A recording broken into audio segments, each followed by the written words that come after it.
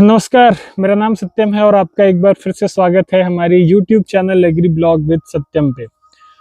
किसान भाइयों, आज मैं सुबह से ही अपने आम के खेत पे काम कर रहा हूँ कटाई छटाई का। तो मैंने सोचा एक वीडियो आपके साथ भी शेयर करते हैं, क्योंकि आम के किसान लगातार इस सवाल को लेकर परेशान रहते हैं कि आम के बागीचे में कटाई छटाई कब करनी है, उसके बाद कौन सा फंगीसाइड देना है, क्या इंसेक्टिसाइड भी देना है, या उर्वरक का मैनेजमेंट कैसे करना है, पानी को कैसे मैनेज करना है। बहुत सारे सवाल होते हैं, किसान हमेशा परेशान होता है आम का।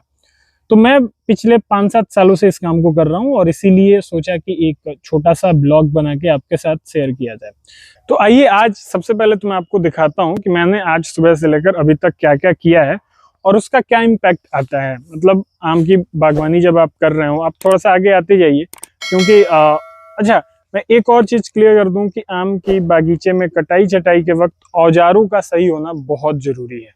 क्या औजार सही हो सकते हैं मैं आपको ये भी बताऊंगा, लेकिन सबसे पहले आइए आपको दिखा देते हैं कि हमने कितने हमारे पौधे कितने हैं, कितने बड़े हैं और उनकी कटाई छटाई हमने कैसे की।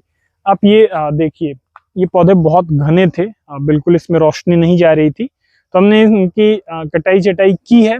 कैसे की है आप एक बार इधर देखिए, फिर ये आप देखिए लंबे बिल्कुल लाइन से लगे हुए पौधे हैं, फिर इधर चारों तरफ हैं।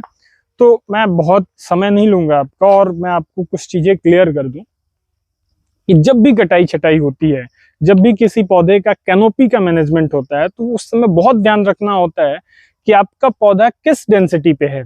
यानी कि आप सामान्य जो दूरी होती है पौधे से पौधे के बीच, उस पे खेती कर रहे हैं, या आप जो हाई डेंसिटी पे खेती कर रहे हैं, या अल्ट्रा हाई पे खेती कर रहे हैं।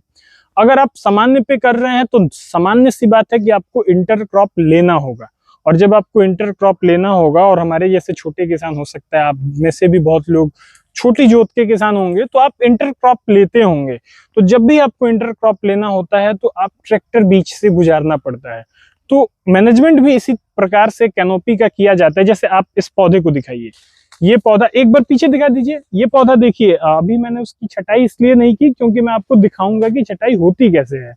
और इस पौधे की हमने कर दी है, और आप इस पौधे को एक बार दिखाइए। मैंने इसका कैनोपी को ऐसे काटा है, ऐसे छांटा है कि नीचे से हमारा ट्रैक्टर आसानी से गुजर जाए और इसके नीचे हम एक इंटरक्रॉप ले सके। अब दूसरी बात यह है कि जब हम हाई डेंसिटी पे आम की प्लांटिंग करते हैं तो हमें इंटरक्रॉप लेने की बहुत जरूरत नहीं होती है। अल्ट्रा हाई करते हैं तो बिल्कुल भी नहीं ले सकते हैं। यानी कि बीच में आप ले सकते हैं, दो पौध के बीच में ले सकते हैं, लेकिन पौध से पौध के बीच में नहीं ले सकते हैं अल्ट्रा हाई में। तो उसका मैनेजमेंट अलग तरीके से होता है। उसका मैनेजमेंट ऐसे होता है कि पौधा बहुत बड़ा ना हो, छोटा रहे, तो उसको ऊपर से भी काटा जाता है। और इसमें क्या है, हमने नीचे से काटा है, ऊपर की तरफ जाने दे रहे हैं इसलिए क्योंकि हमारा ट्रैक्टर गुजरे, हम नीचे और भी फसलों की खेती लेते रहें। आइए अब आपको इस पौधे के पास ले आते हैं और आपको दिखाते हैं कि हमारा पौधा। अब एक और चीज मैं यहाँ क्लियर कर देता हूँ कि आम के कटाई छटाई का सबसे बेहतरीन समय आम के फलों के तुड़ाई के जस्ट बाद है। यानी कि 10 से 15 दिन बाद आप उसकी छटाई कर दीजिए। लेकिन आज की तारीख है 4 नवंबर। 4 नवंबर की तारीख है आज। और आज हम इसलिए कटाई छटाई कर रहे हैं क्योंकि हमने उस वक्त अपनी पेड़ों की छटाई नहीं कर पाए थे, और उसका रीजन है कि हमें ऐसा कैनोपी देखने को मिल रहा है। अब मैं आपको बताऊं, गर्मियों में इसलिए किया जाता है क्योंकि गर्मियों में पौधों के विकास का, डेवलपमेंट का, उसको रीजनरेट करने का क्षमता ज्यादा होता है ठंडियों की तुलना में। इसलिए गर्मियों में करना कटाई छटाई ज्यादा बेहतर होता है। लेकिन हमारी मजबूरी है, जैसे ही हमारा धान, ये देखिए इसमें, हालांकि धान तो इसमें नहीं लगाना चाहिए, लेकिन जैसे ही हमारा धान कट के यहाँ बंधा, हमने इसमें कटाई छटाई शुरू कर दी। अब मैं आपको ये तो मैंने समय बता दिया कि कब समय सबसे बेस्ट क्या है। अब मैं आपको औजार बता देता हूँ कि औजार सबसे बेस्ट क्या है। देखिए, एक चीज का हमेशा ध्यान रखिए, आम के पौधे की कटाई छटाई में किसी भी ऐसे औजार का इस्तेमाल ना करिए जो पेड़ को चोट पहुंचाता है। यानी कि आप किसी दाव का इस्तेमाल ना करिए। मैं आपको दाव दिखाऊंगा, उधर आगे मैंने रखा है। आप किसी कुल्हाड़ी का प्रयोग ना करिए। आप किसी भी ऐसे चीज का प्रयोग ना करिए जो ऐसे ऐसे जाके उस पर चोट पहुंचाता है।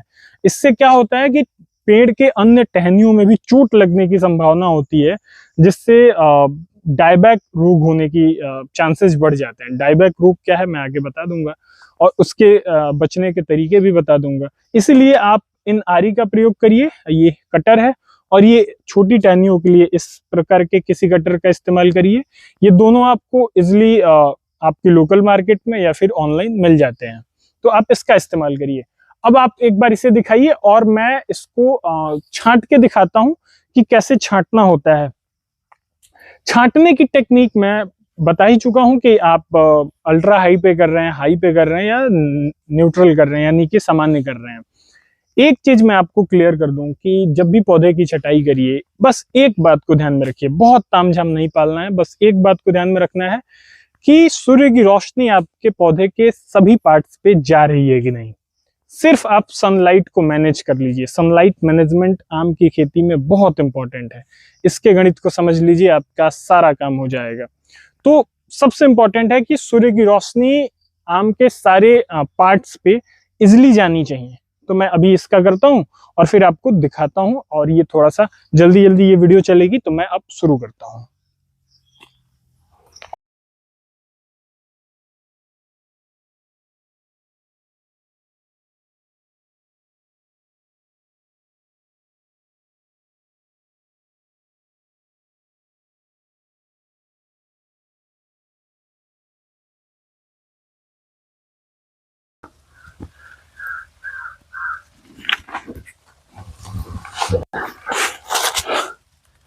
तो इस तरीके से मैंने ये नीचे फेंक दिया था। इस तरीके से अब आप इस पेड़ को देखिए, अभी इसमें और बचा है, जैसे ये है। फिर आप थोड़े से इनको हटा दीजिए। इनको इसलिए हटाना है क्योंकि ये दोनों ओवरलैप ना करे एक दूसरे को। अब मैं आपको बताता हूँ कि इसके बाद जो है बहुत इंपॉर्टेंट होता है कि आपके पौधे की जब कटाई छटाई होती है तो पौधों को चोट आता है। मैं आपको लेके चलता हूँ और दिखाता हूँ कि फंगस का अटैक कैसे होता है, क्योंकि हमारे कुछ पौधों पे हुआ है और वो पौधे खराब होने वाले हैं अगर मैं उनपे किसी बढ़िया फंगीसाइड का स्प्रे नहीं करता हूँ तो।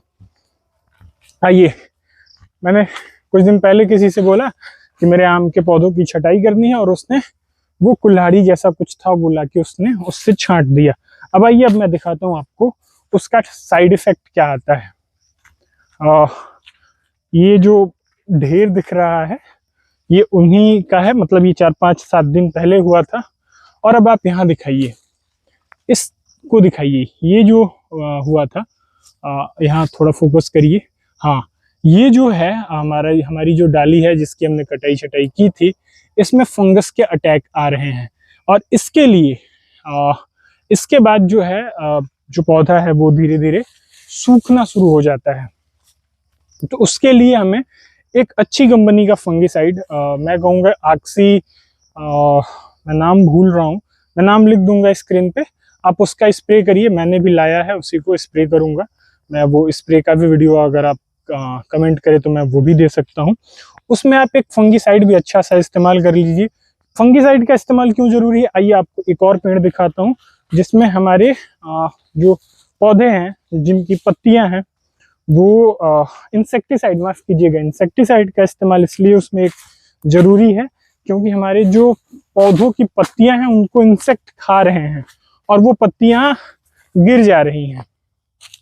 आइए आपको दिखाते हैं, वो भी हमारे पेड़ में जो है हमारा लगा हुआ है। इस बीमारी से भी हमारा बागीचा पीड़ित है। दिखाइए यहाँ एक बार, ये जैसे ये सूख चुका है और ये पत्तियां खा रहे हैं।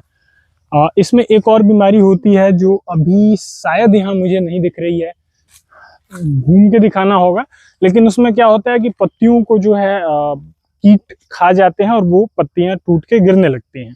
तो इन सब के मैनेजमेंट के लिए बहुत जरूरी है कि आप कटाई छटाई के तुरंत बाद एक फंगीसाइड और एक इंसेक्टिसाइड का स्प्रे करिए। बोर्डेक्स मिक्सचर अगर आपके पास उपलब्ध हो तो उसका भी स्प्रे करिए। और फंगीसाइड कम से कम 3 बार दीजिए, 15-15 दिन के अंतराल में 3 बार आपको फंगीसाइड देना है, जिससे आप बागीचे में आने वाले किसी भी फंगस संबंधित बीमारियों को रोक सकते हैं। आज के इस वीडियो में फिलहाल के लिए इतना ही। फिर मिलेंगे किसी नए एग्रीकल्चर ब्लॉग के लिए, ब्लॉग के साथ आपसे।